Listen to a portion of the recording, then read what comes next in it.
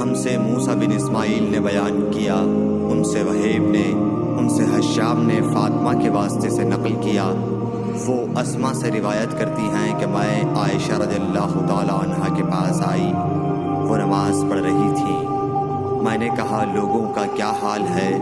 تو انہوں نے آسمان کی طرف اشارہ کیا، یعنی سورج کو گہن لگا ہے۔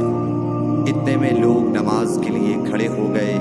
حضرت عائشہ رضی اللہ تعالی عنہا نے کہا اللہ پاک ہے۔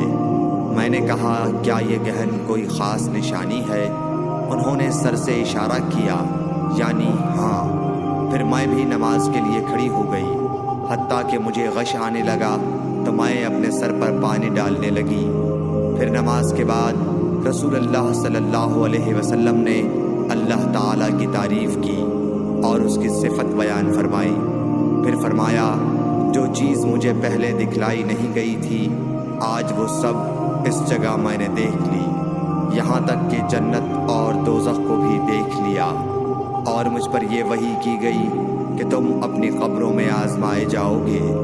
مثل یا قرب کا کون سا لفظ؟ حضرت اسما نے فرمایا میں نہیں جانتی۔ فاطمہ کہتی ہیں یعنی فتنہ دجال کی طرح آزمائے جاؤ گے۔ کہا جائے گا قبر کے اندر کہ تم اس آدمی کے بارے میں کیا جانتے ہو؟ تو جو صاحب ایمان یا صاحب یقین ہوگا، کون سا لفظ فرمایا حضرت اسما نے؟ مجھے یاد نہیں۔ وہ کہے گا وہ محمد اللہ کے رسول صلی اللہ علیہ وسلم ہیں، جو ہمارے پاس اللہ کی ہدایت اور دلیلیں لے کر آئے تو ہم نے ان کو قبول کر لیا اور ان کی پیروی کی۔ وہ محمد صلی اللہ علیہ وسلم ہیں۔